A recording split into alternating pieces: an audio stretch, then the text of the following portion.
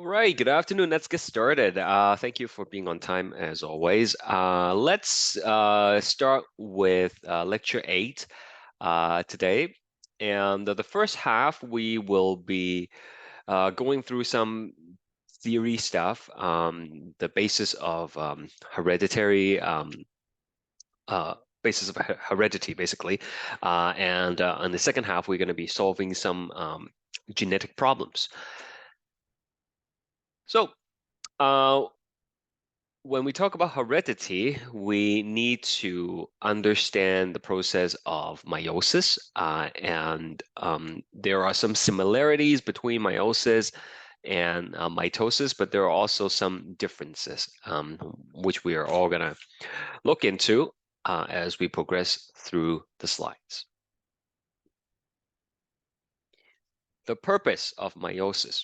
Meiosis is the basis of sexual reproduction.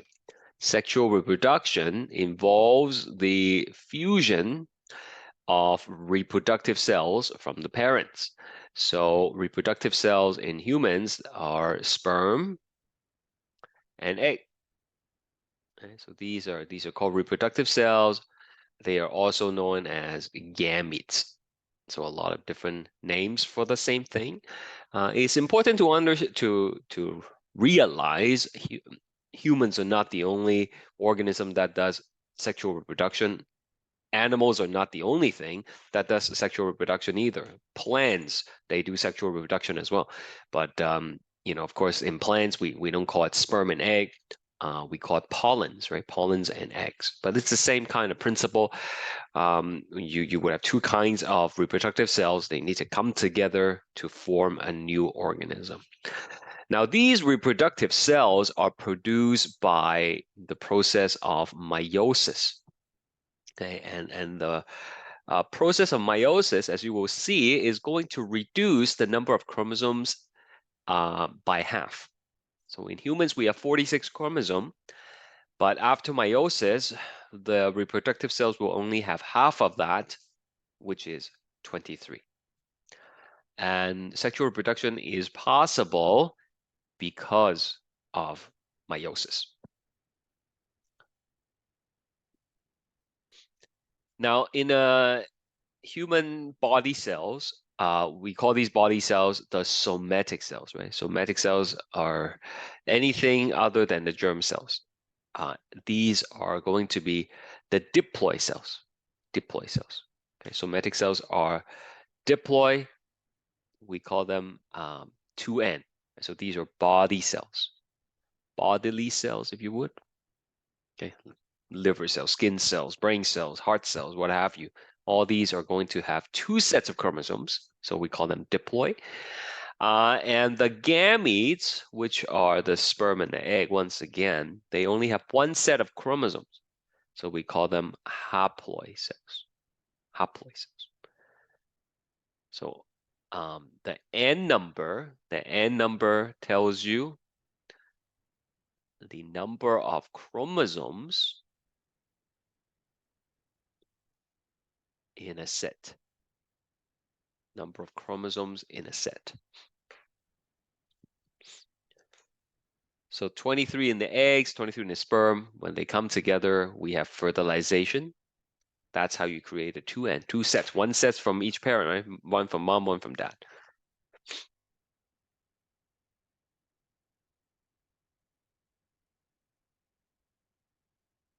Pretty straightforward stuff. Okay, nothing complicated so far. Some organisms have more than two sets. Right? So haploid is one set. Diploid would be two sets. So if there are, in this case, the N number is 3, right? 3 chromosomes. So two sets would have 6 chromosomes. 1, 2, 3, 4, 5, 6, like that, right? It's also possible to have triploid. Triploid would be 3 sets, in this case, 9 chromosomes. Tetraploid would be 4 sets. 4 times 3 is 12. So anything that's more than 2, we say it's like polyploidy. Polyploidy. Okay? Multiple sets. of chromosomes. Okay, strawberries have 8 sets of chromosomes. This is sweet potato, yam, which is hexaploid, 6 sets of chromosomes. Right? So I'm just showing you, right? Like, different organisms have different set numbers. And here is a thing to remember. Okay? Only even set of chromosomes can undergo meiosis. Okay? In meiosis, we're dividing the genetic material by half. If you have 2 sets, 2n, the gametes would be n and n. Okay? So like 2n here. After meiosis, you're gonna have like n and then n. So if the organism has odd number of chromosomes, like 3n, odd number of sets of chromosomes rather, 3n, you cannot do meiosis because it would be like 1.5, right? And you can't have 1.5 sets of chromosome for each of the gametes. Right? You'll be missing some material essentially. Okay, so this is an important point to remember.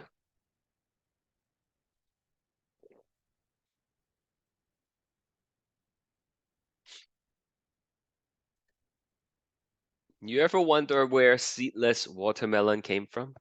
Like if it's seedless, how do you make more watermelon, right? So I looked that up, and it turns out seedless fruits, for the most part, they are polyploid fruits. They have more than 2 sets of chromosomes. So regular watermelon are diploid. Okay, regular watermelon is diploid, so they have two N. And then the farmer, I suppose, they have a special breeding technique that causes them to become tetraploid, 4N.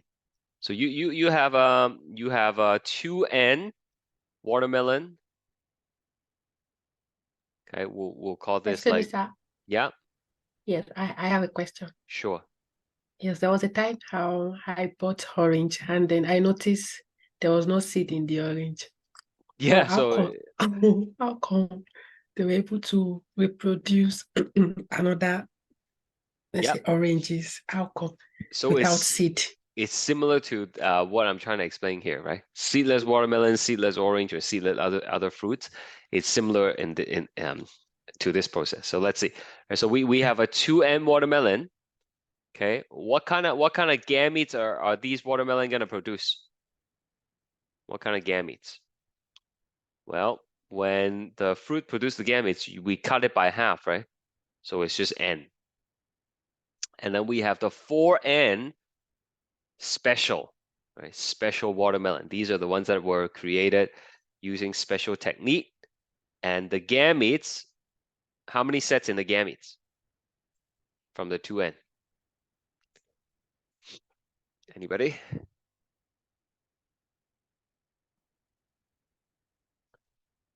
Yeah, two sets, 2N. Anytime we produce gametes, we just divide it by 2. Okay, so if it begins with 4N, afterwards you divide by 2, it becomes 2N, right?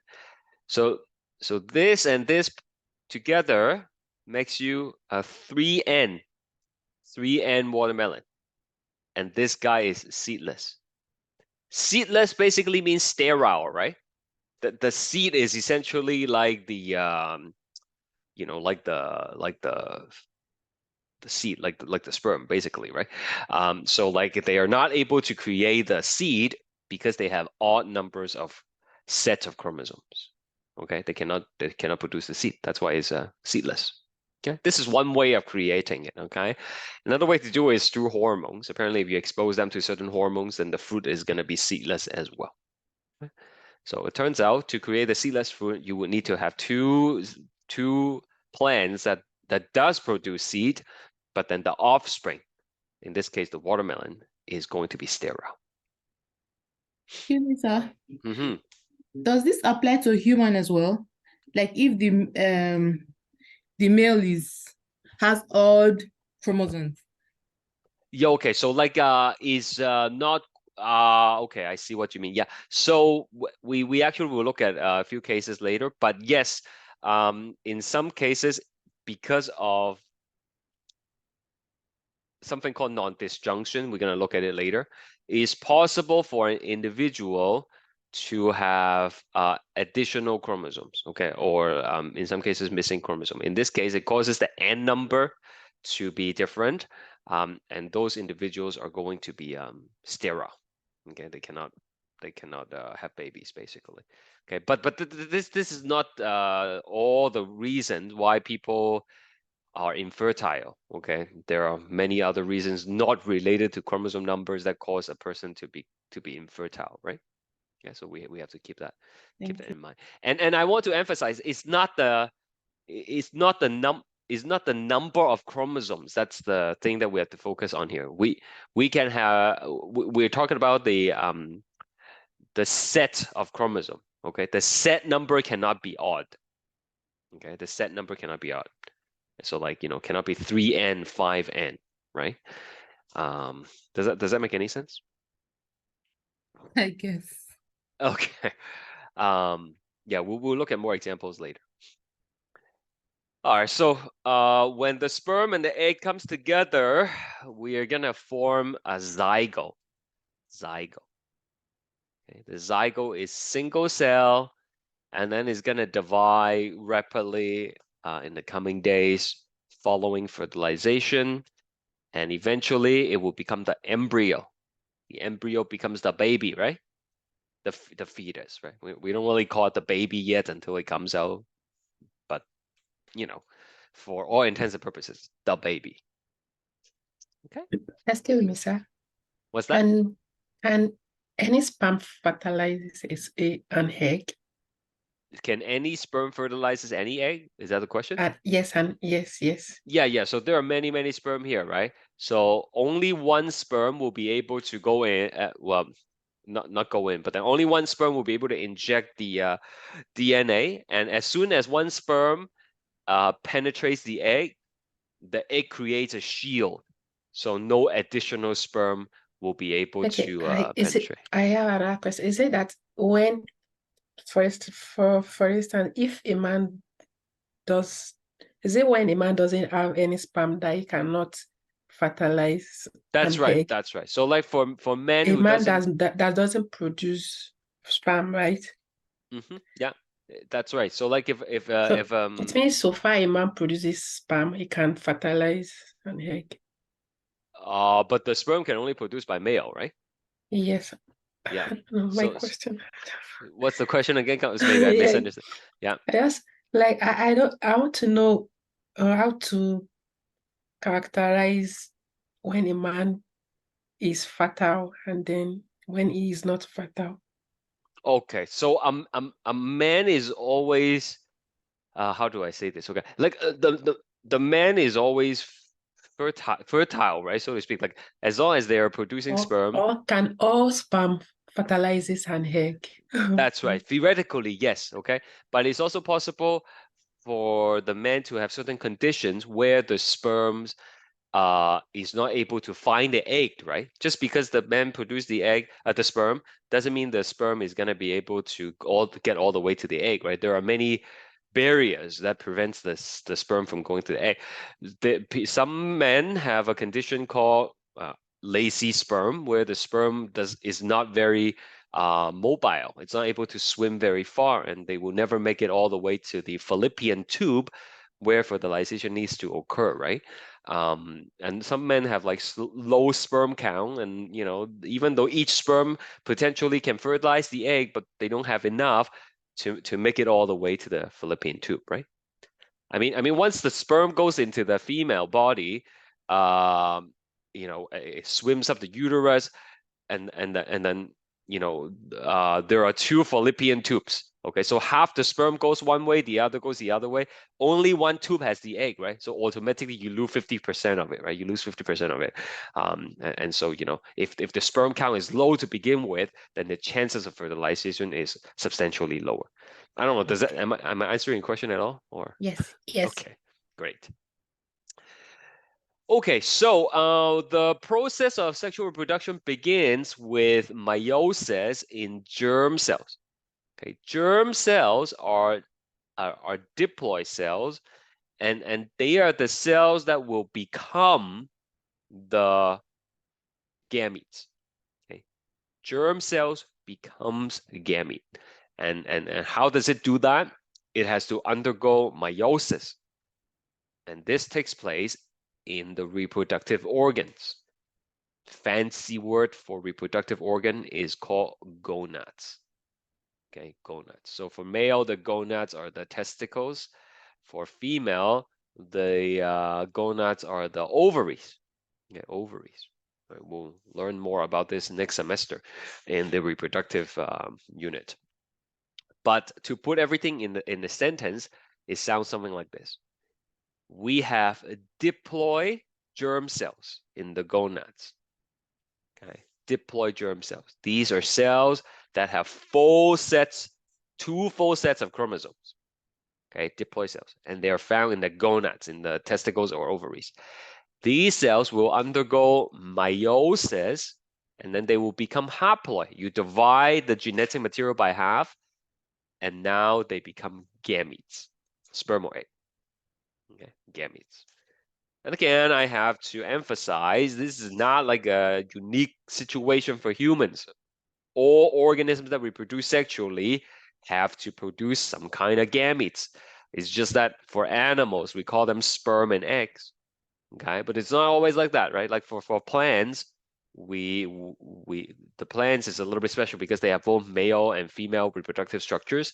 And the pollen is essentially the sperm. Right? The pollens are found on the anther. If you grow plants indoors, sometimes you need to fertilize them yourself, right? Like if you plant like tomatoes indoor in the greenhouse or something. If it's outdoor, it's fine. You have the pollinators, you have the bees and butterflies and whatnot. But in indoor, if you want the flower to produce fruits, the tomato, it's a fruit, right?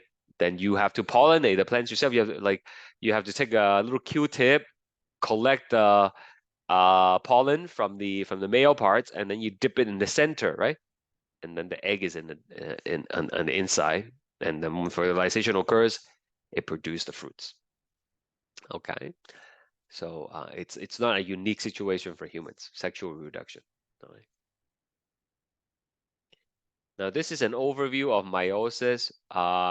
It's very complicated here. We're gonna draw this out. The only thing I want you to take away from this picture is that there are two separate divisions. Right? In mitosis, what we learned before, it's only one division. Right? One cell splits and then you get two cells and then you're done. Here, one cell splits and then each of these will split again and you end up having 4 cells in total. Okay, so 2 subsequent division. We call it meiosis 1 and meiosis 2. So we're going to be doing some drawings, guys. I'm going to show you what we're going to do. We're going to draw this thing, okay, like this. So you need to have black and preferably like a red and a blue pen. Okay.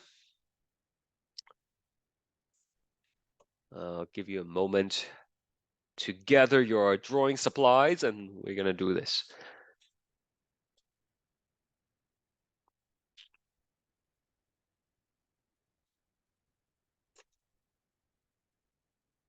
All right, here we go. So, this is meiosis. Let me know if I'm going too fast. Let me know if you have questions or if you don't know what it is that I'm drawing. Just ask. Okay. By the way, you guys did really good on that last quiz, eh? Like the class average, you guys had the highest class average of all my classes for that quiz. So, well done. Now, we are going to focus on 2 pair of chromosomes. Okay, so this is chromosome 1 from mom, and then this is chromosome 2 from mom, and then we would have chromosome 1 from dad, as in like your dad, okay, and your mom, and here. Okay, this would be a germ cell. Germ cell. Germ cells are diploid. They are 2N. Okay, 2N. Now for humans, it's 46 chromosomes. But if I draw all 46 chromosomes here, it's gonna be super messy. Nobody's gonna know what's going on. So in our example, I'm just gonna put 4. Do you understand? Okay, 1, 2, 3, 4 chromosomes. Okay, but again, in real life, in the actual germ cells, in the testicles or in the ovaries, you would have 46 altogether. Okay? Now, help me out. I was a little bit disappointed this morning because no one was able to tell me the relationship between these 2 chromosomes.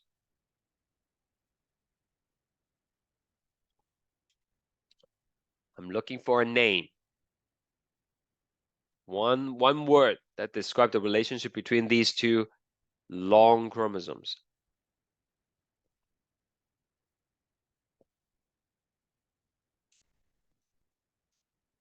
It starts with an H.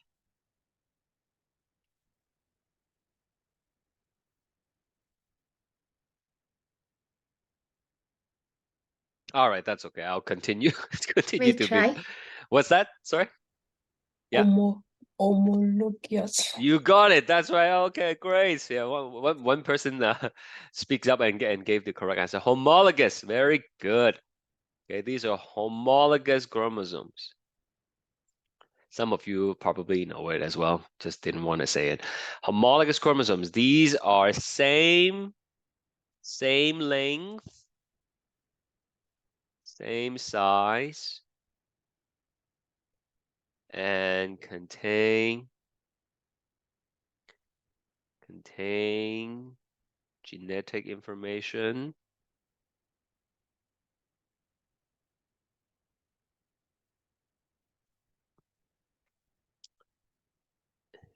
in the same order.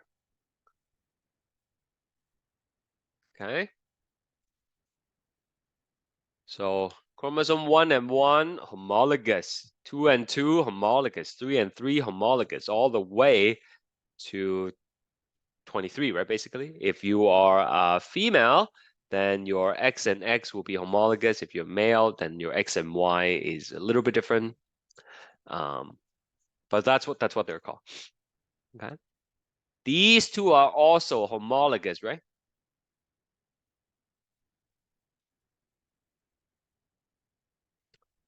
But these are not homologous. You are only homologous to the other one that's the same size, same length. Got it?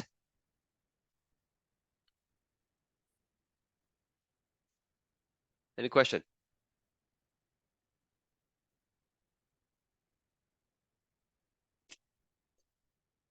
By the way, I am still working through your labs, okay? It's just like there's too many to mark. Just give me a few, maybe like a few more days. Yeah, I'll have the grades for sure by the end of the week, okay? Just be patient about it. Thank you. All right, so when we do meiosis, first thing we have to do is we have to do DNA replication. Right, DNA replication means you're gonna copy all the genetic material, right?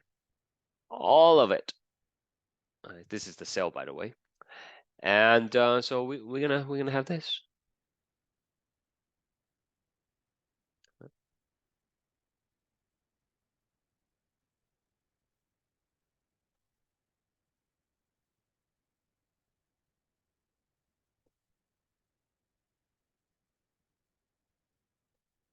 So these are identical copies to each other.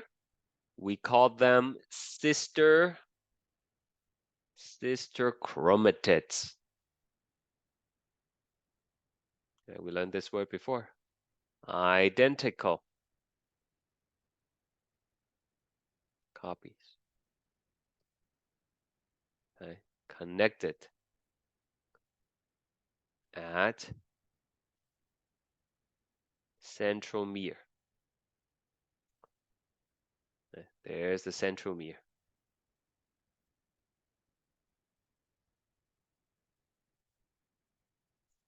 All right. And of course, everything else that we talked about occurs. You know, the nuclear envelope dissolves. You know, you have the centrioles going to the opposite end. Okay. This one and this one, sister chromatids. Sister chromatids, right? So how many chromosomes do we have here? You remember?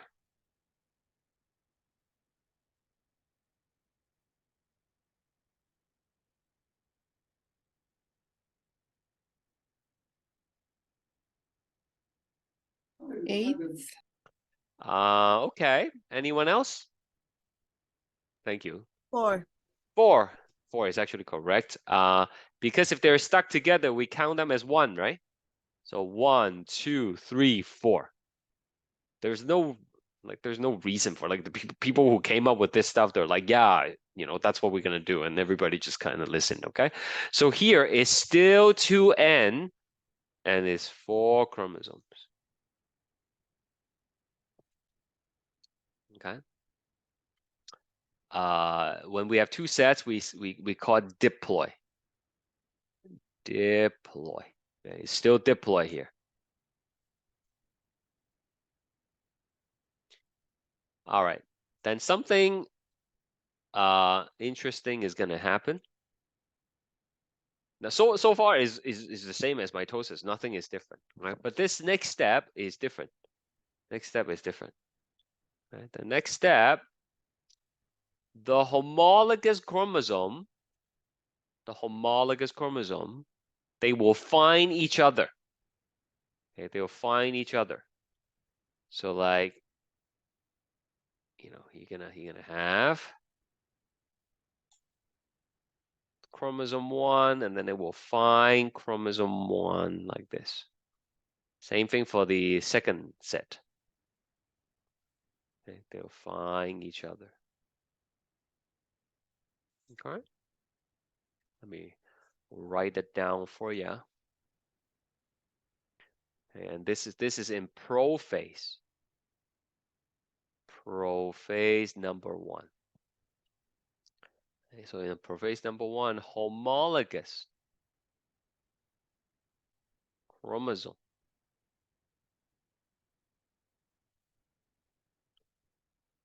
pair up to form something we call tetrad. Okay, so here is a tetrad. Here is another tetrad.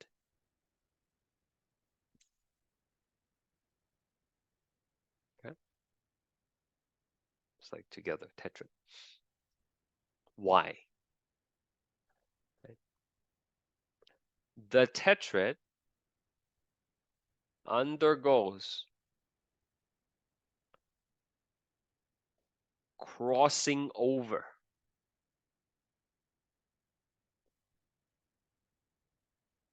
to create genetic variation. Okay. What does it mean by crossing over? Crossing over is the exchange of genetic information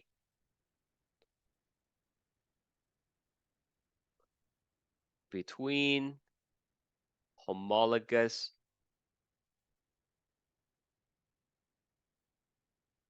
chromosomes. Just copy it first, I'll explain.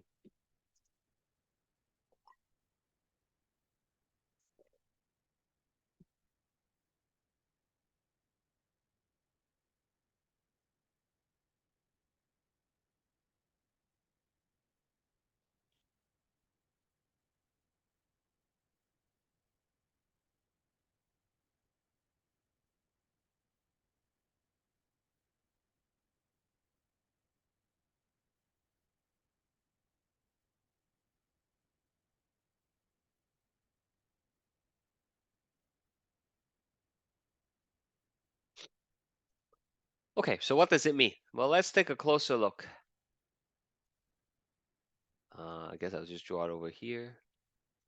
What that means is the chromosome here, like this location, that's called crossing over. Crossing over, and you can actually do crossing over along the entire chromosome, like that's another crossing over. But for simplicity, we're just gonna show it at one point, and what that means is the red and the blue are gonna exchange some information. So a bit of the blue gets on the red, and in exchange, a bit of the red gets on the blue. Right. So now I mix the red and the blue together. I have shuffled the genes basically. So this is called genetic. It creates genetic variation. Right. So I'm gonna do that here as well.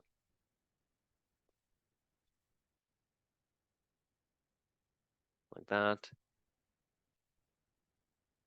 Okay. So right here, that is exchange of genetic information. Right.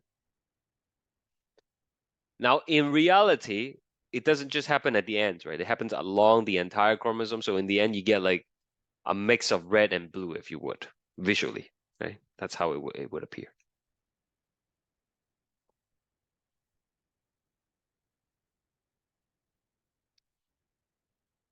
Okay, so that's prophase 1. Now let's move on and see what happens at metaphase 1.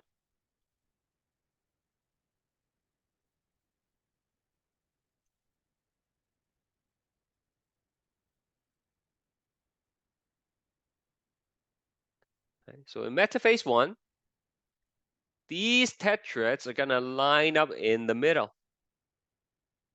And they're gonna line up in the middle. And the red one might be on top for one pair, and then the red one might be at the bottom for the other pair. There's no relationship. Okay, it doesn't matter which one goes on top, which one goes on at the bottom, like this. And remember, the blue has a bit of red on it, and the red has a bit of blue on it, right? Like this. We have the centrioles,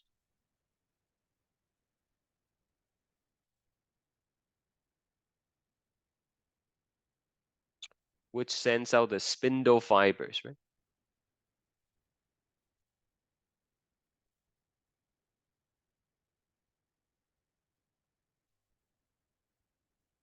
Okay, like that. So in metaphase number 1, tetrad lines up at the center of the cell.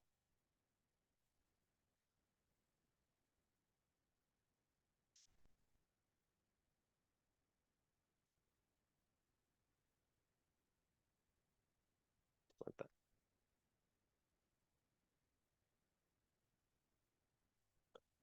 And the orientation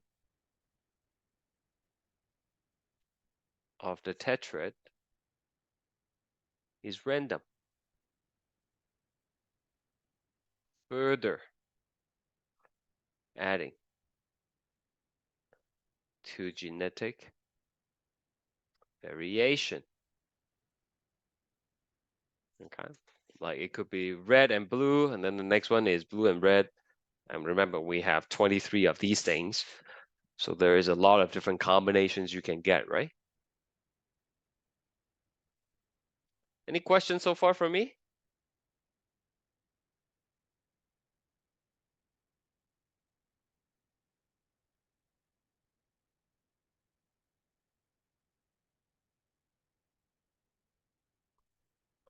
No?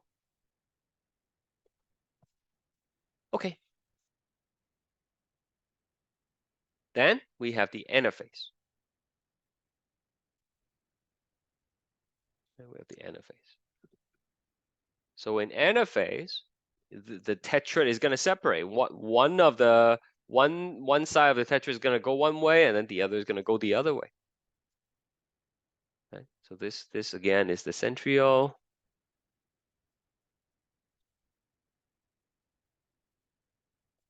So it depends how the tetrad lines up. Like you might end up having a red one that goes to the top, right? And because the second pair, the red one is going to go to the bottom. Don't forget there's a bit of the blue on the red, like this.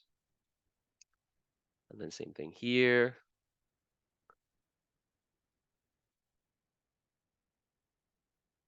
Like that. Okay, so this is anaphase. 1.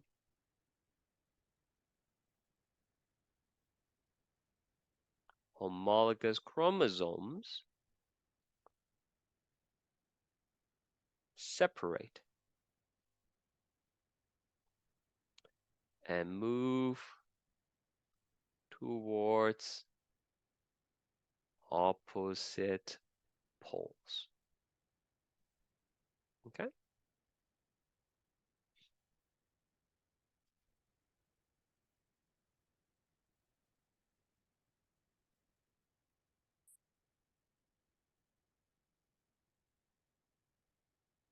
We're almost there.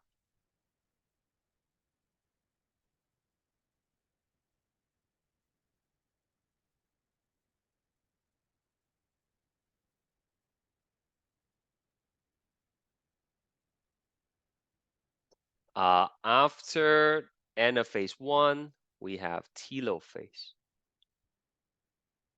Telophase 1, right?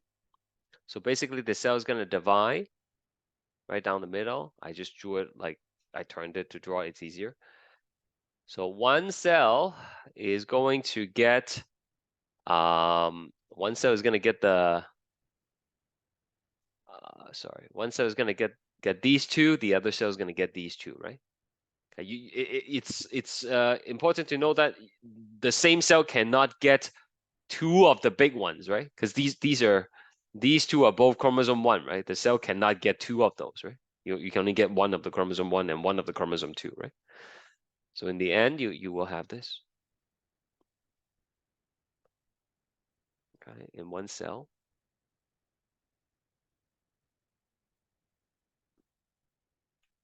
And then in the other cell, you're gonna have this.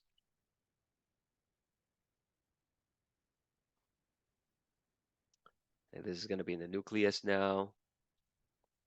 This is gonna be in the nucleus now. And then this is gonna divide, right? Right, so cytokinesis.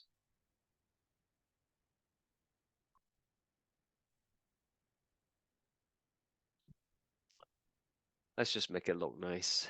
Let's use the circle tool.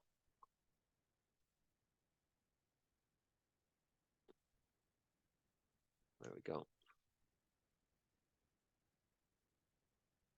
Okay, so that's one cell, and then that's the other cell on the right side. Now, can anybody please tell me how many chromosome in this cell now? How many chromosomes? And how many sets of chromosomes? How many set and how many chromosomes? Yeah, that's right. This is 2 chromosomes. And then 1 set. So it's haploid now. It's already haploid. And why is it 1 set? Because you only have 1 chromosome 1 and 1 chromosome 2. That's 1 set. 2 set would mean chromosome 1, and chromosome 2. That's not what's happening here. You only have 1 chromosome 1 and 1 chromosome 2. That's why it's haploid. Okay. And then this is going to do meiosis 2. And I'm not going to draw the whole thing, but it's going to split again. Okay. When it splits again, you will end up having 4 cells. 1, 2, 3, 4. Okay. So the chromosome 1 here, even though the whole thing is chromosome 1, but in anaphase this time, you will divide it, right? You will separate it. Right? So the cell would either get this half or it might get the other half, the one with a little bit of blue. Same thing for the small one. It might either get the one that is blue with a bit of red, or it is gonna get the entire blue. Over here, you might get the entire blue, blue with the red, or red with the blue, and red.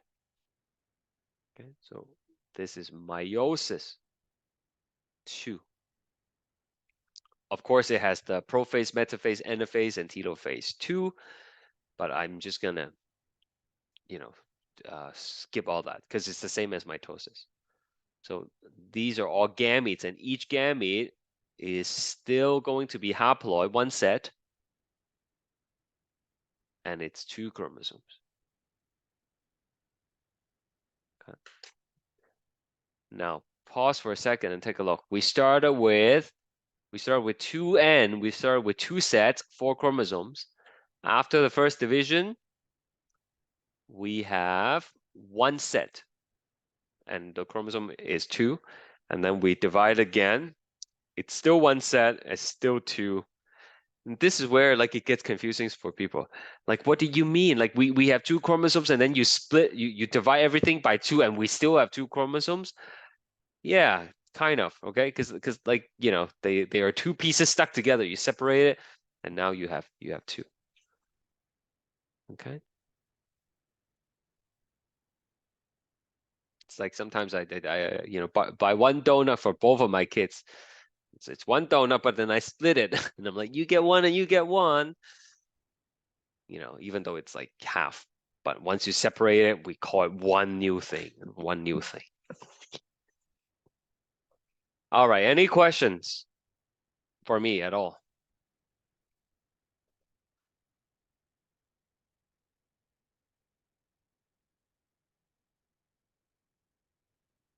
Okay. Let's take a look at the study guide. I hope you print out the study guide. And I want to fill in this table with you. If you don't have it, that's okay. Just draw a table quickly in your notebook. Mitosis, meiosis.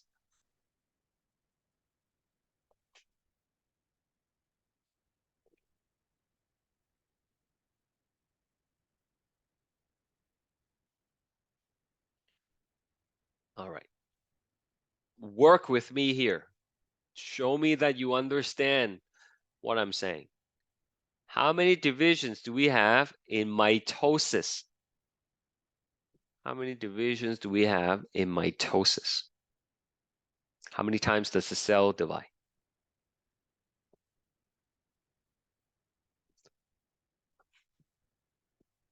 Anybody?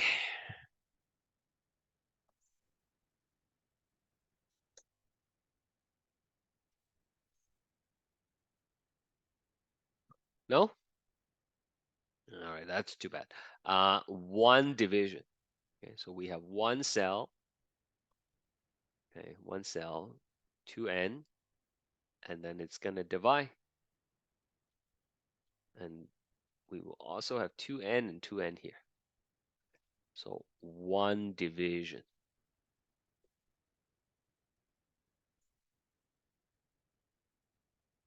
Okay. For meiosis, we have 2N, and then we split. It becomes N, and then it's split again. N, N, N, N. So 2 divisions. Meiosis 1, followed by meiosis 2.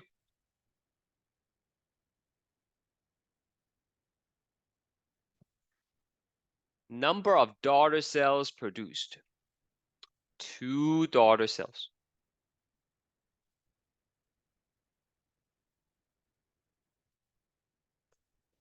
And how many in meiosis?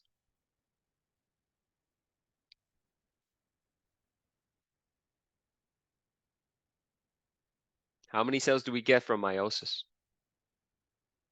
That's right, 4 cells, right? I'm gonna say up to 4 cells. I'll tell you why later. I just put it down for now.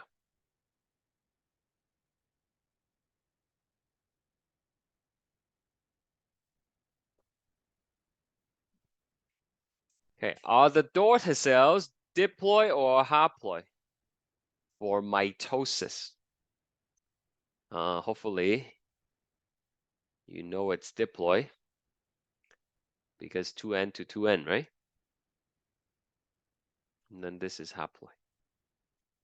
Divide the genetic material by 2. We're talking about humans here. So number of chromosomes for mitosis, 46. For meiosis, 23.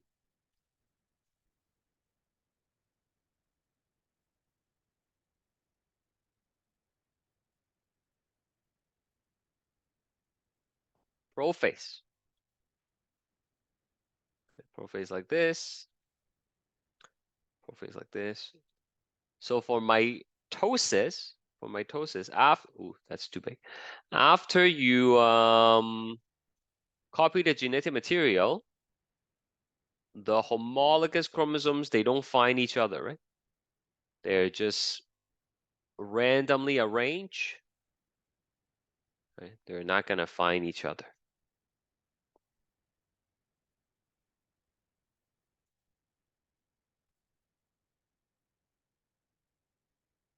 Homologous chromosomes are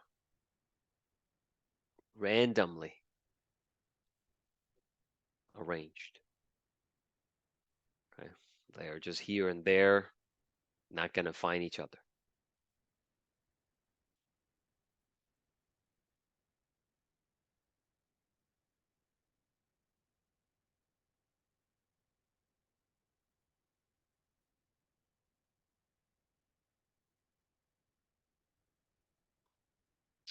But for meiosis, as we just learned,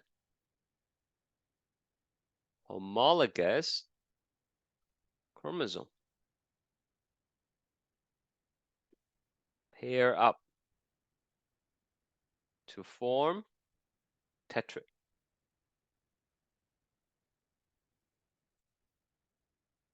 Right? And the formation of tetrad allows crossing over to happen to create genetic variation. Okay?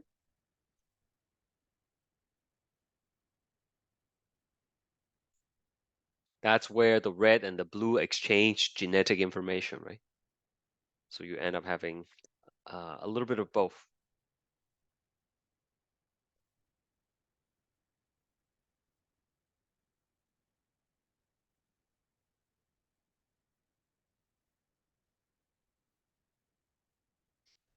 For mitosis in the metaphase, the chromosome lines up by themselves in the middle. All right, I'm gonna draw in the centrioles here for reference.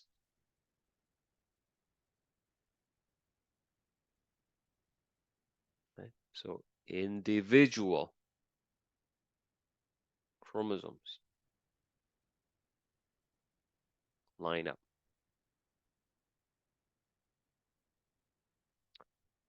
in the middle of the cell.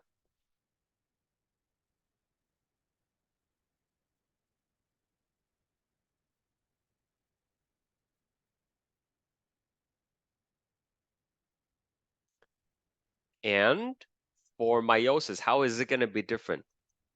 How is the lining up gonna be different?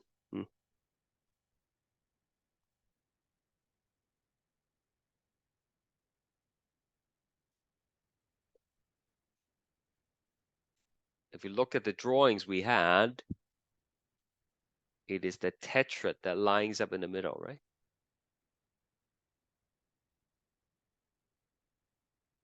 Of course, there is some genetic material being exchanged already, but this picture is too small to draw that, okay? Just know that the red has a bit of blue and the blue has a bit of red. So here, tetrad lines up in the middle.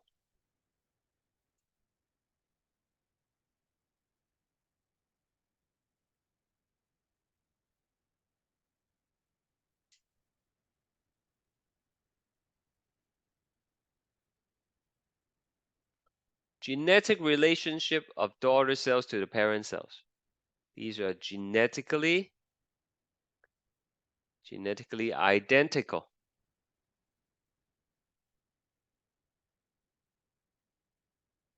They are clones of the original. And over here, of course, they are genetically different. Not only are they different from the parent cell, from the germ cell, they are different from each other. No two gametes are gonna be the same. There's just too many ways to shuffle the genes. Right? A person producing two identical gametes in their lifetime is virtually not possible. What kind of cells perform mitosis? Somatic cells.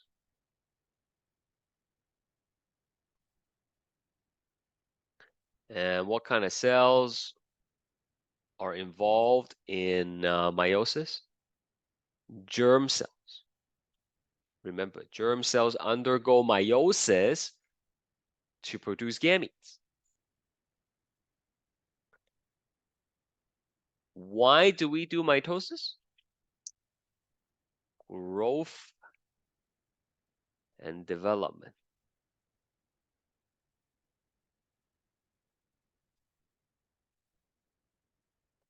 We pair loss or damage cells.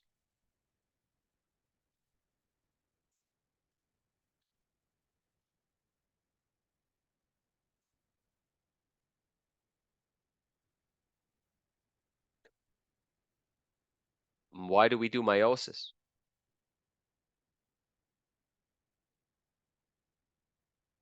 Produce gametes for sexual reproduction. That's all.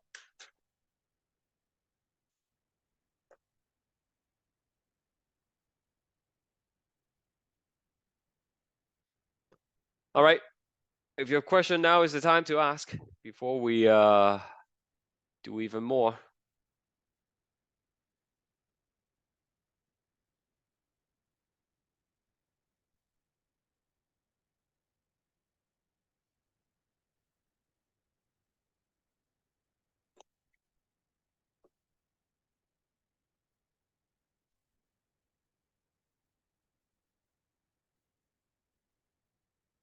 Okay.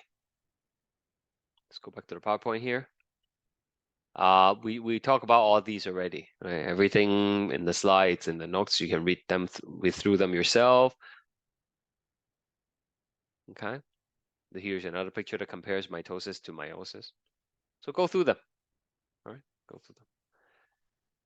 All right, next we're gonna talk about gametogenesis. Genesis is the creation of gametes in this case. Right? So meiosis is the process for creating gametes, right? Now, in male is called spermatogenesis because, you know, men are making sperm. And it's happening in the testicles, and it's just normal meiosis. Normal meiosis.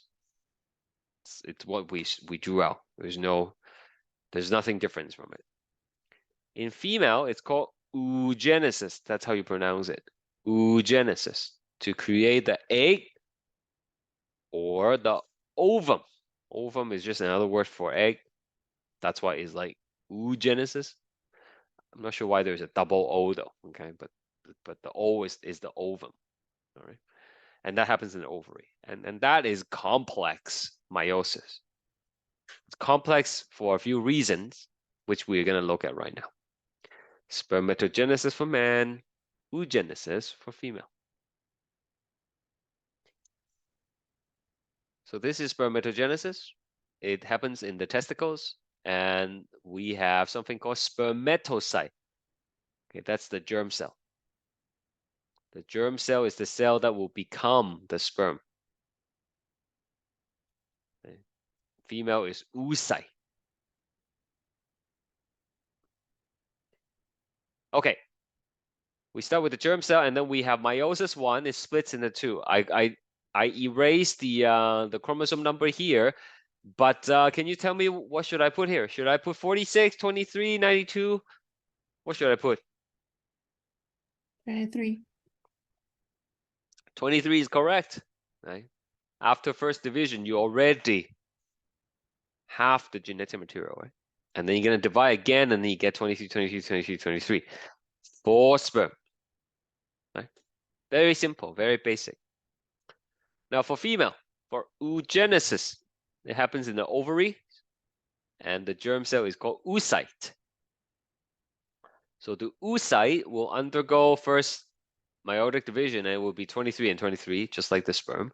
However, the egg needs to be really big, right, to have all the nutrients and all the organelles to sustain the growth. So when it splits, you cannot have 50-50 division of the cytoplasm. One of the cell needs to be significantly bigger than the other. So you have uneven cytokinesis.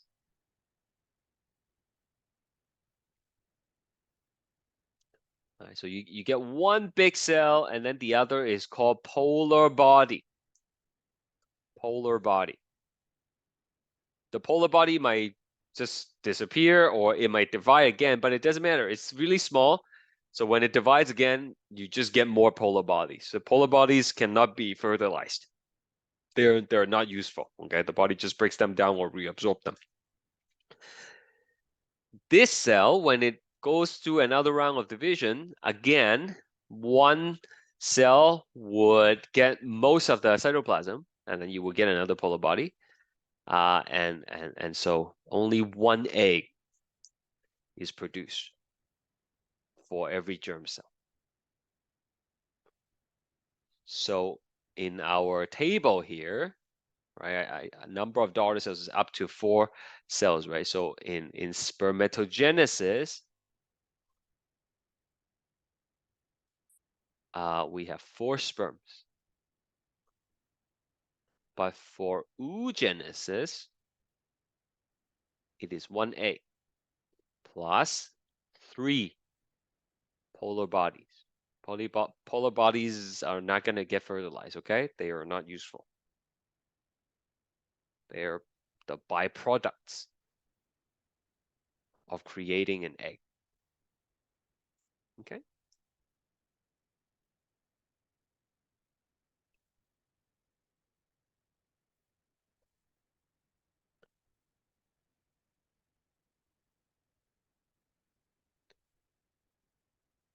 So the first 3 points are basically what I just told you already. And then there is another difference. For spermatogenesis, it is a continuous process. Once puberty is reached, men, the testicles can produce 200 to 300 million sperms per day. Okay, if you do the math, that's like 2,000 to 3,000 sperm every second. That is a lot. But only half of them are viable. Only half of them can survive. But still, that's quite a bit. Okay, that's like 1,000 to 1,500 per second. Right? That will survive. That's a lot of sperms, and it's a continuous process. It doesn't stop, right? And it will continue to very old age. Sometimes you hear from celebrity news, you know, the actors, they could have kids in their 80s, right? So, you know, the sperms are viable up to an old age. For female, the oogenesis is a discontinuous process. Okay. In fact, before the girl is born, while it's still in the mother's womb, the process of meiosis already begins. So before birth, the oocyte is going to start the meiosis, and then it's going to pause in prophase 1 until puberty. So prophase 1 is when the homologous chromosome find each other, and then they do the crossing over, right? And then it's going to pause there. It's going to remain suspended until puberty. When puberty hits, every month, one of the eggs will continue to progress, and then it will go all the way to metaphase number 2. And the process is only going to be completed after fertilization. Right? So it happens in increments. And the girl is born with all the eggs she will ever have in her entire life. Okay? And because of that, the quality of the egg tends to deteriorate with age. So women who decide to have kids later on in life, they are more susceptible to certain genetic disorders, okay? Because the chromosomes, the DNA, the quality of the egg is deteriorating, right? It's different in men because men continuously produce new sperms, right? But the eggs, they were there since day one, right? And that's why there is the problem. We'll take a short break, 5 minutes. When we come back, we'll look at a problem called non-disjunction. I see you guys in a bit. 5 minutes.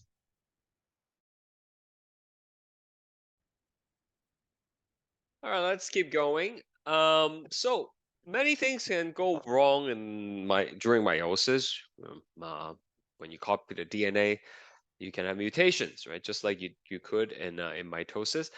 The problem with having a mutation during meiosis is if that particular egg or sperm get fertilized, is going to affect your child instead of yourself, right? So these kind of mistakes can pass on to the next generation. Whereas if the mutation happens during mitosis, then it will only affect you and not the future generations. So one problem other than mutations that could happen is something called non-disjunction. And this happens when the chromosomes do not separate when they're supposed to. Right? So there are two locations where you're going to have to separate the chromosomes. Either happens in anaphase 1 or anaphase 2.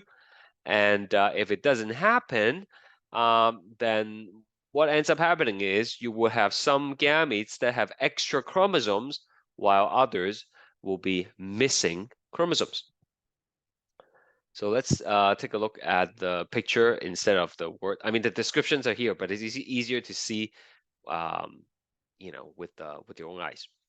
So for simplicity, we are just looking at one pair of chromosome. So chromosome 1 and chromosome 2, and they have already been duplicated. And if the non-disjunction happens in meiosis 1, these two pairs don't separate. They don't separate, and as a result, one cell would have all of them, and the other would have none. And then if you go ahead and do another division, you will end up having two gametes with extra chromosomes, and you will have two gametes with missing chromosomes. So none of them are normal. If the meiosis is normal in the first division, so the tetrad is going to separate like this, right? No problem. And then if this cell undergoes normal division again, then we have the standard 23 chromosomes gametes. That's fine. However, if non-disjunction happens for this one, then the cell will get both of these, and the other one is going to have none. Right? So you also end up having extra and missing chromosomes. So non-disjunction is worse if it happens in meiosis 1 compared to meiosis 2. If the gametes that carries extra chromosome is fertilized, then it's going to result in trisomy. Okay, trisomy means there is an additional chromosome. So depends which chromosome was did not separate, you can have different kind of trisomy. Trisomy 18 means there is an additional chromosome 18. Trisomy 21 means there is an extra chromosome 21. And there are different genetic conditions that are associated with extra chromosomes. On the other hand, if the gamete is missing a chromosome, even if those gametes get fertilized, they are usually lethal. Okay, they will not, like the baby will not form basically. There are some exceptions with the sex chromosome, as you will see. But for the autosomal chromosomes, chromosome 1 to 22, if you're missing one chromosome, it's typically lethal. So people can do what's called a karyotype. We learned karyotype before, right? It's an orderly arrangement of chromosomes that would allow them to screen for extra or missing chromosomes.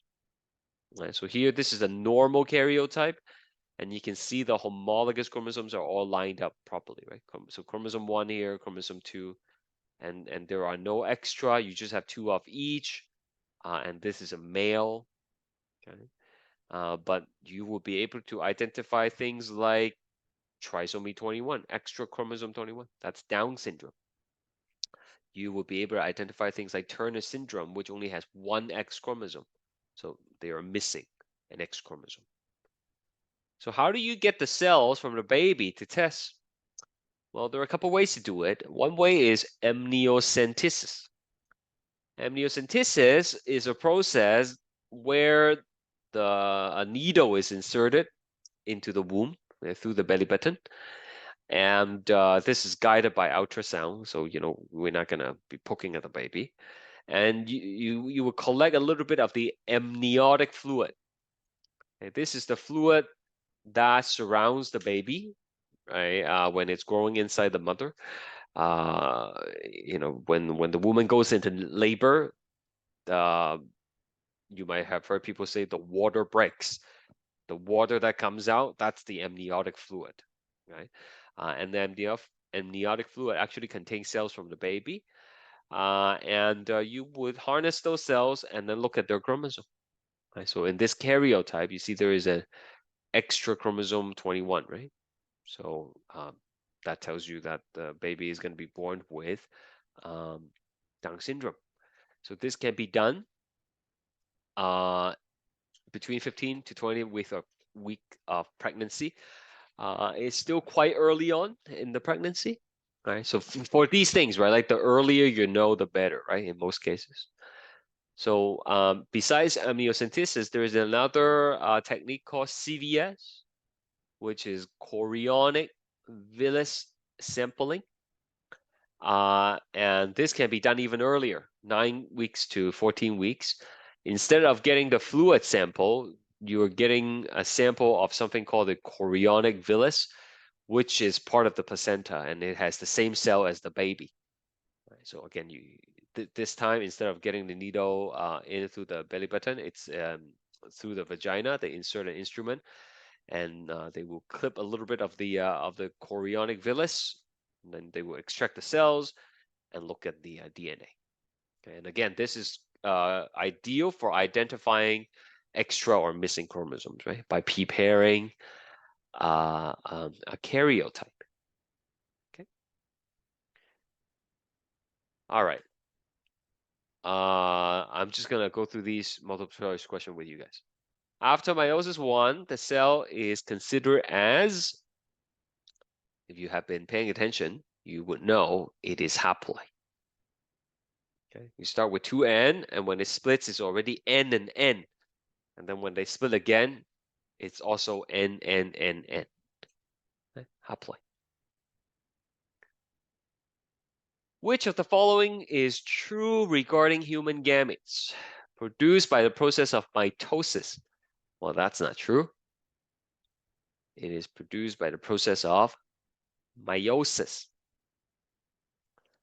How many chromosomes does the gamete contain? Not 46. It's 23. Produced in the testes and the oviducts. It's the ovaries. Okay, oviduct is the fallopian tube. That's where it connects the ovaries to the uterus. That's where fertilization takes place. And the gametes are haploid. That's correct.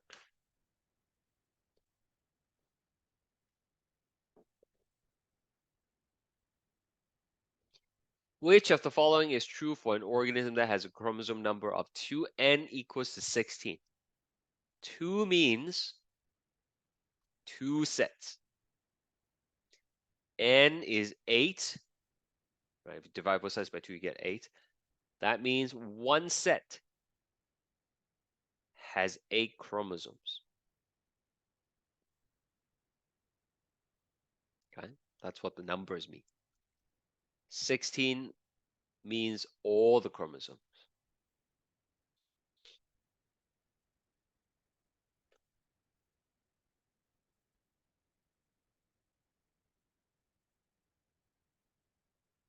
So the organism has 16 sets of chromosome per cell.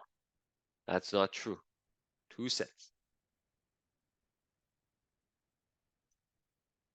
A gamete from this organism has 4 chromosomes. Well, in total it's 16 chromosomes. The gametes are always half. So half of 16 is 8. The organism is sterile. How do we know if it's sterile or not? Well, does it have odd number of sets? No, it has 2 sets. Right? So only if it has odd set number. Okay, like 3n's, 5n, right? So that's not true. That's not true. Each cell has 8 homologous pair. Sorry, each cell has 8 homologous pairs. That's true. 1 set is n, and then there are 2 sets, so 8 pairs. That's the right answer. Okay, and just for completion, the organism is diploid with 32 chromosomes per cell. Nope, 16 chromosomes. I already wrote it down for you, right? So the answer is D. Does anyone have any questions for me?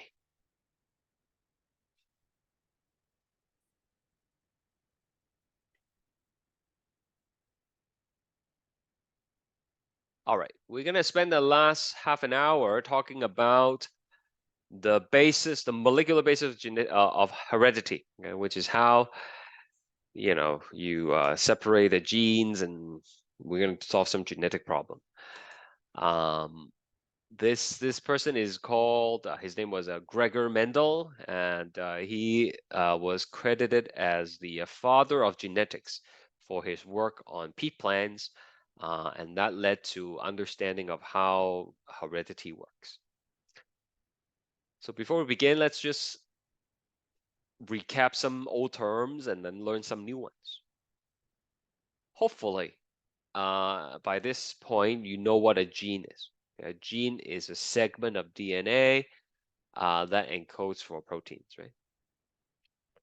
And different genes, the same gene can have different versions. And each version, we call them an allele.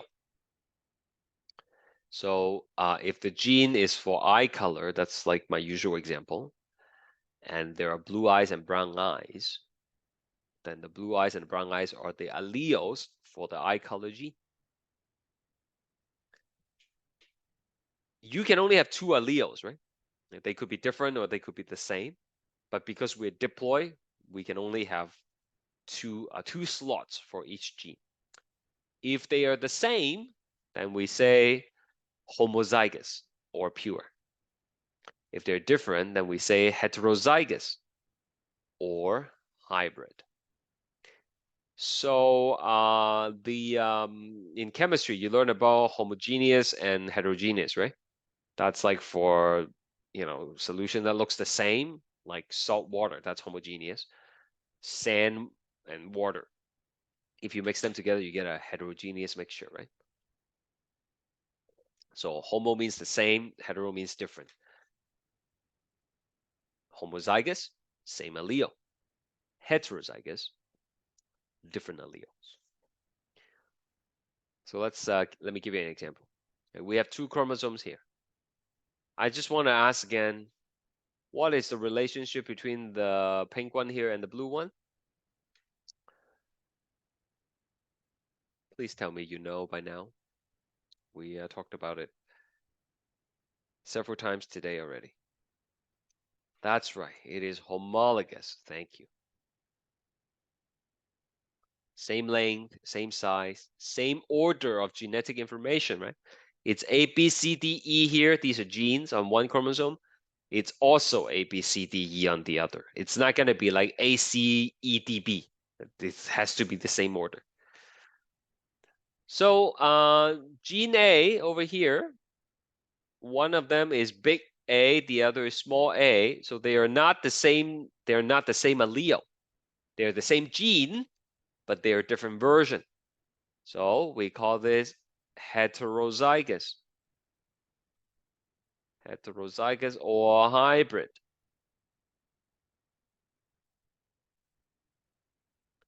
For something that are the same, big E, or small d, these would be homozygous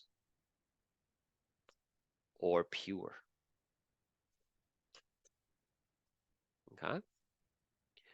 Whether a person is homozygous for one gene has no effect on whether the next gene is homozygous or not.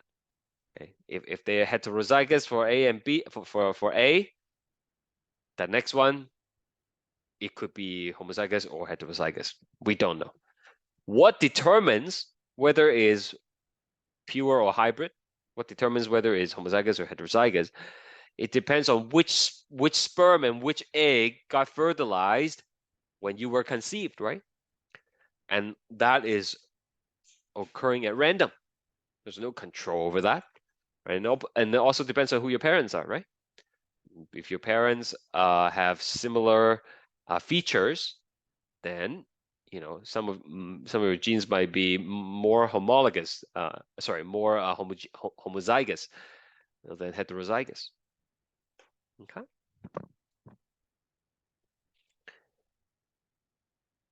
So some more terms for you. A character is a heritable feature, something that can be passed on to the future generation. Not everything is heritable. Not everything can be passed on, right?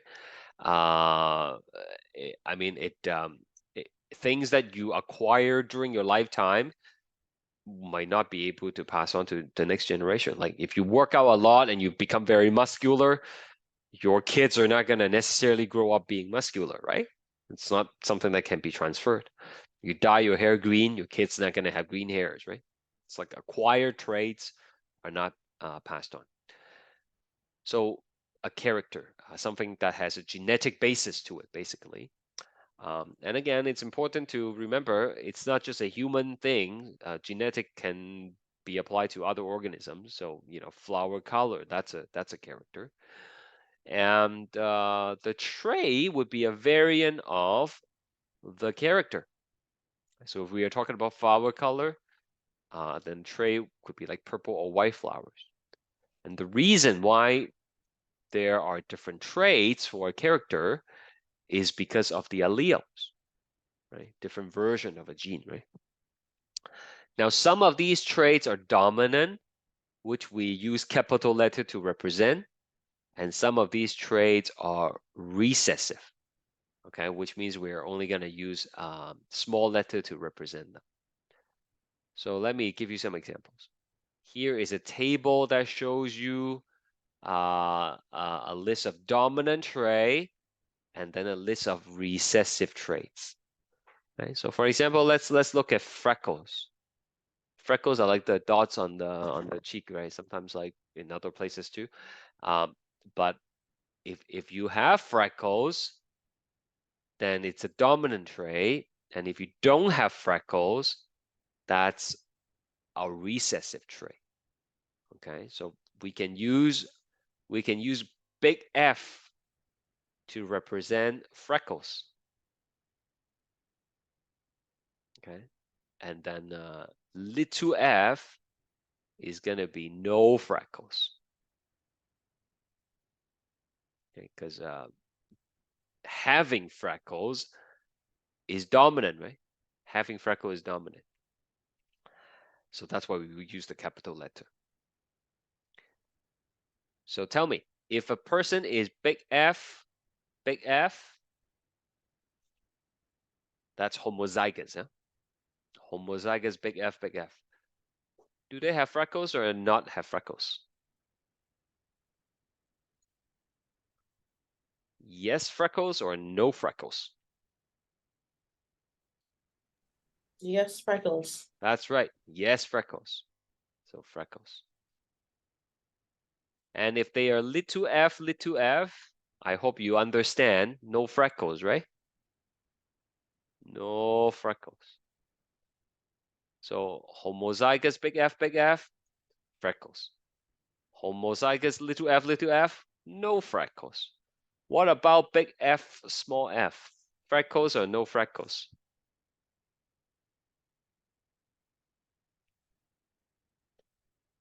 Big Yes, F. just gonna have it. Yes, freckles, that's right. Because big F is dominant, right? Dominant means only one copy is enough, and then it will show up. Okay. Recessive means it will only show up if the dominant is not there. And let me repeat one more time. Dominant allele means it will always show up. As long as you have one copy, it's going to be there. Recessive means it will only show up if there are no dominant allele. Okay. So look, if a man has no freckles, man and woman, okay, both have no freckles. Can any of their kids have freckles? Yes. Okay. Patricia say yes. Anyone else? Blessing say no. No. No. Okay. So let's see, right? The men have no freckles. So the man must be little f, right? Cross means have baby. The woman also have no freckles, so she must also be little f, right? So what can the man pass on? The man can pass on the little f only. What can the woman pass on? The woman can only pass on little f.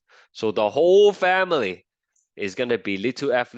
The whole family is going to have no freckles. Do you understand? Okay. So two people with a recessive trait, their family, their kids are going to have the recessive trait as well. Okay. So if you don't have dimples and your spouse don't have dimples, none of your kids are gonna have dimples. That's not true, sir.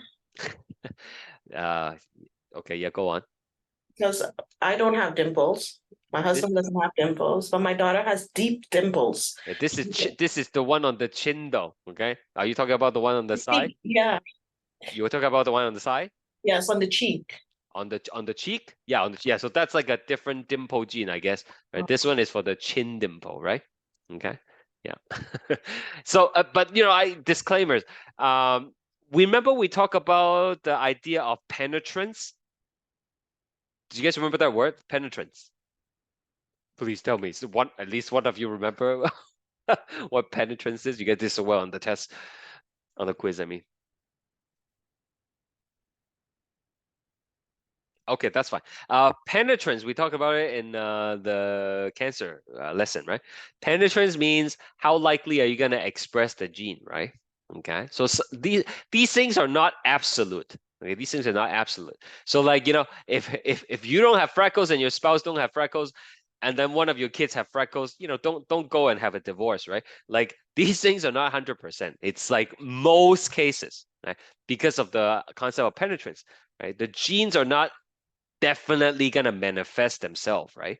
And there are some genes that are more likely to express themselves than others, okay? But, you know, we keep it simple here.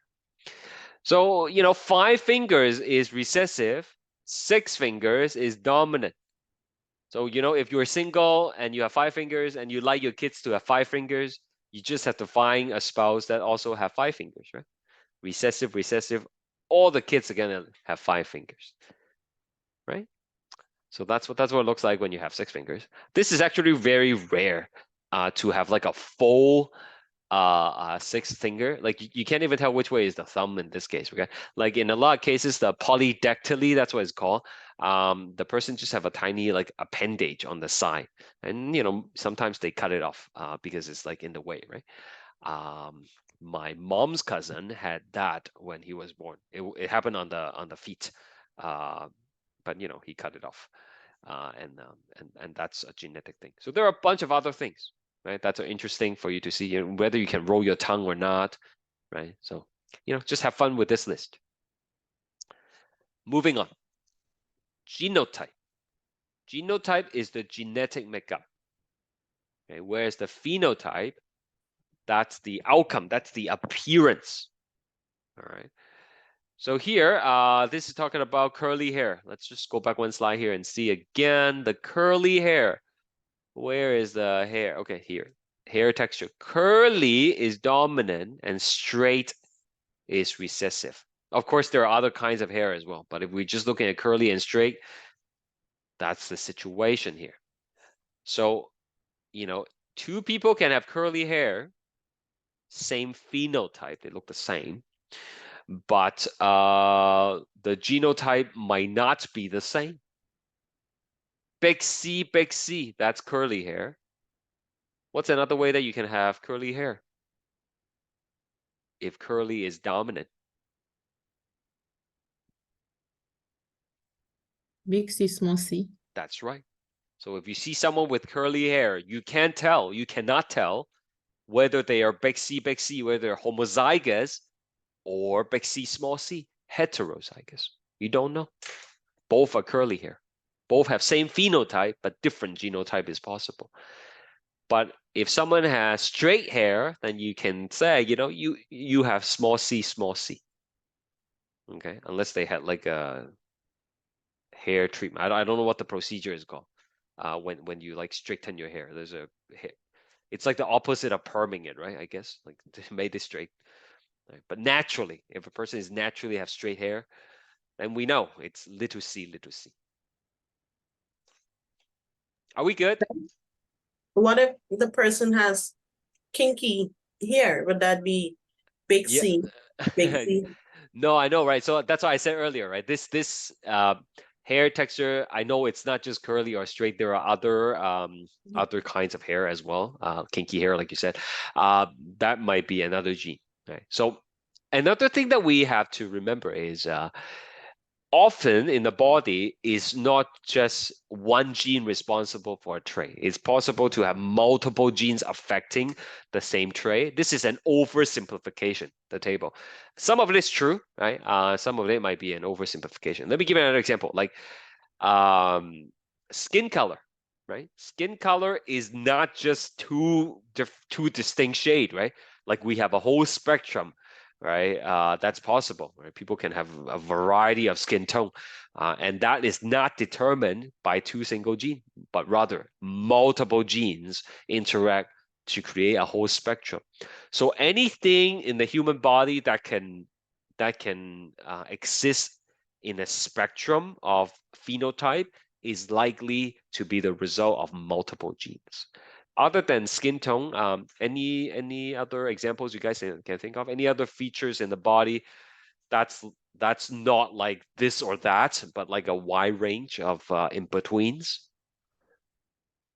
Anything that you guys can think of? Do you understand my question? Like The height? exactly, that is exactly what I had in mind. The height, right? The people can be short and very tall, and then everybody in between, right?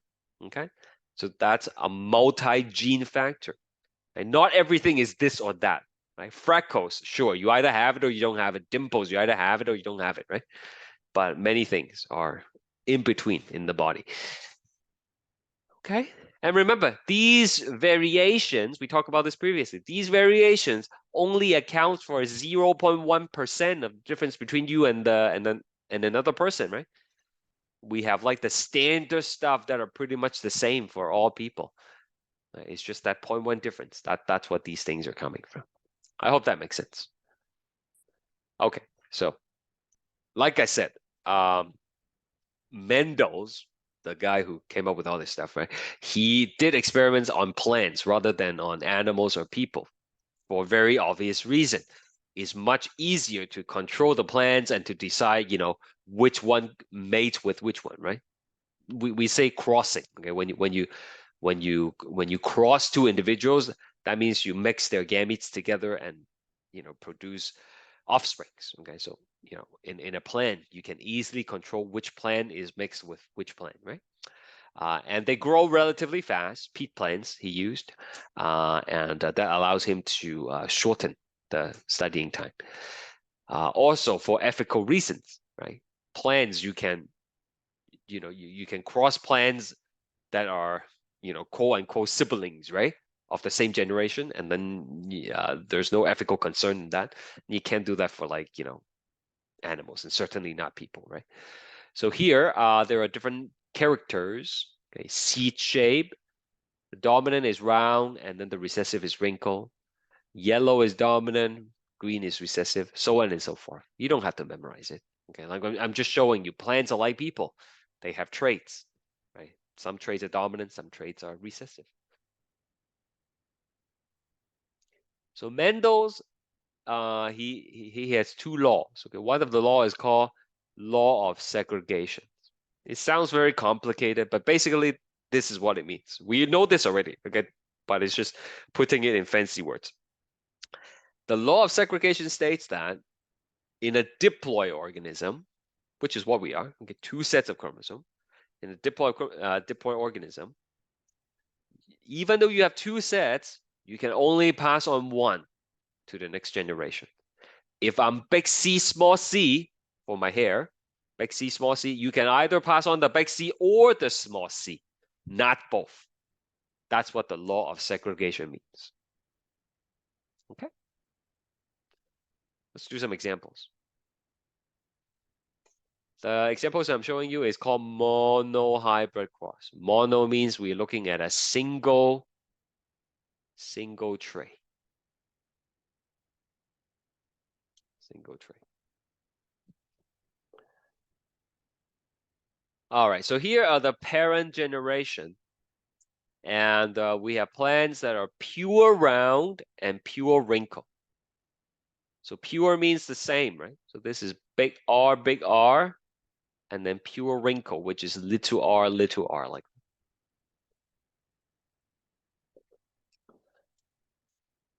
So a table like this is called a Punnett square. Punnett square. And it helps us organize the gametes. All right, so let's take a look at this parent here. This parent has big R and big R in the chromosome. So according to the law of segregation, it could either pass on the big R, or it can pass on also the big R, because it's the same, right? So the gametes that are produced by the round seed, big R or big R. No choice. Same thing for the wrinkle one. It's either small r or small r. In other words, no difference. All the gametes are going to look the same. So if this gamete and this gamete comes together, we're going to have big R, small r. If this and this come together, we're going to have big R, small r. Same thing. So in the end, 100% of the first generation, that's what F1 means, are going to be big R, small r. So are they round or are they wrinkled? Round. Round, that's right. How do you know? Because big R is dominant. That's it.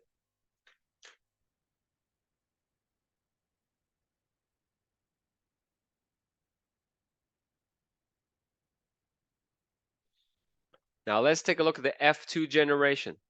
And to get to the second generation, he did breeding of F1. So these are from F1, okay? From F1 generation.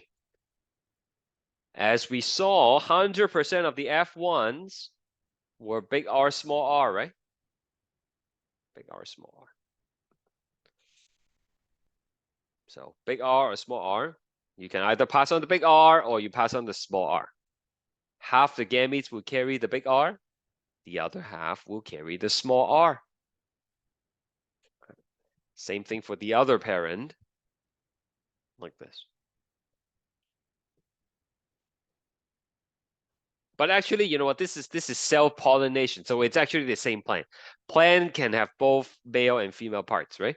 So, you know, anyway, let's not complicate things too much. Basically, one gamete has these combinations, and then the other have these combinations. So if this and this come together, you're gonna have big R, big R. If this and this come together, you're gonna have big R, small r, right? Same thing.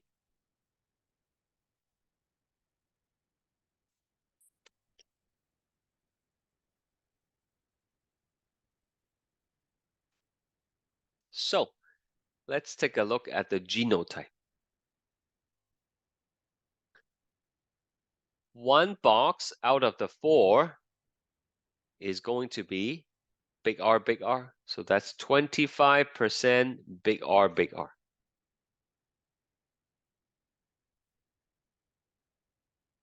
2 out of the 4 boxes, that's 50%, is big R, small r.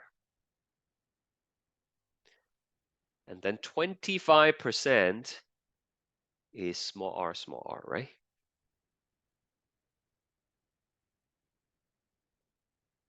Are we okay with the percentage?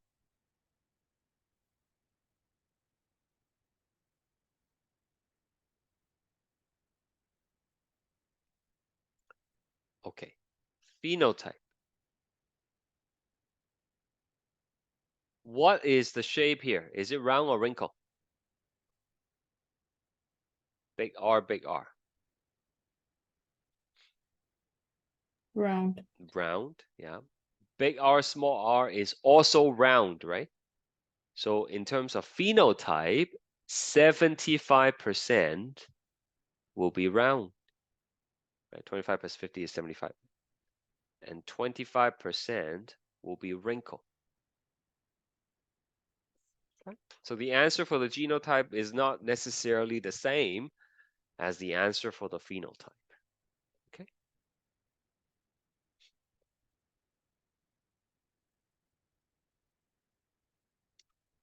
Let's do another example here. If red flower is dominant over white flower for a certain type of orchid, write the genotype for the following flower. Okay. So red is dominant and white is recessive. What letter should I use for red? Well, because it's dominant, we have to use the capital letter.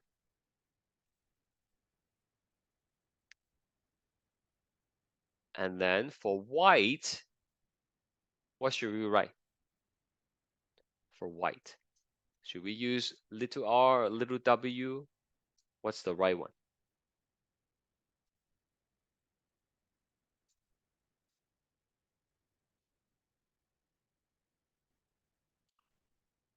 Yep, little what though? Little r or little w?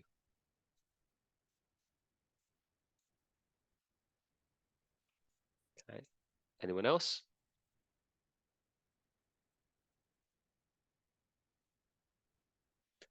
Now for the same tray, we have to use the same letter. Okay. Same tray, the tray being the flower color, right? We have to use the same letter. Right? So if we use big R for the dominant, we have to use the lowercase of the same letter for the recessive. So homozygous red. Homozygous means the same letter, right? And red is big R. So this is big R, big R.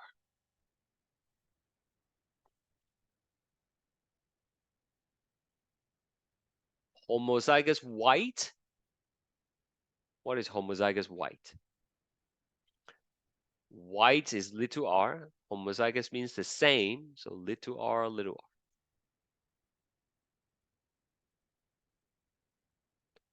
r. Homozygous red. Sorry, heterozygous red. Heterozygous means different. So one big R, one small r is still red because it has the big allele there, right? It has a big R there. Heterozygous white.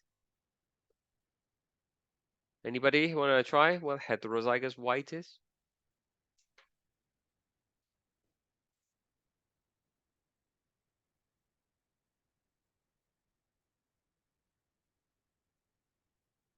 Okay, heterozygous means they have to be different, right?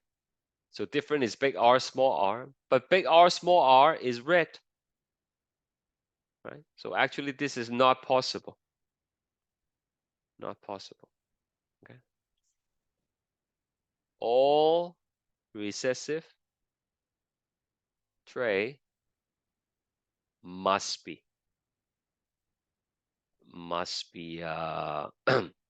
homozygous.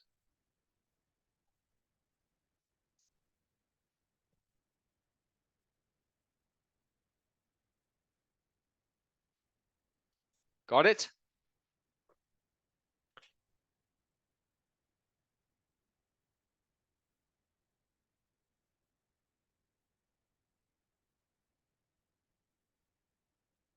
So let's do an example here. Consider a type of orchid where red flower is big R and is dominant over white flower, which is basically same as what we had before. And we have a cross of a hybrid red with a white. Hybrid is same as heterozygous, right? So that's big R, small r.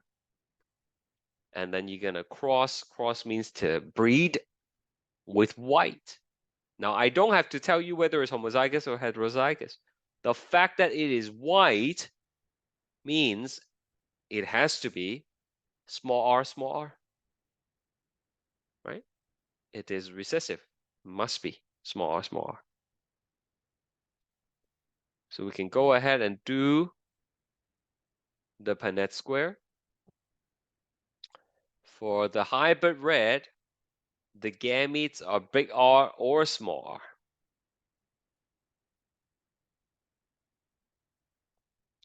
For the white, it's small r and small r. There are no other choices. So if you take the big R and the small r together, you would get that.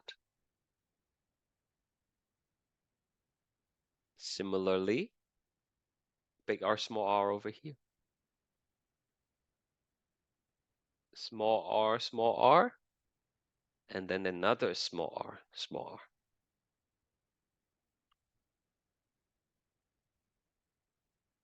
So the genotype is 50% big R, small r, and 50% small r, small r. You would expect half of the flowers to be red and the other half to be white.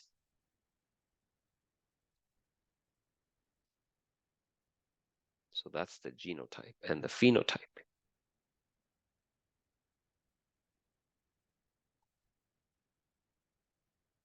Okay.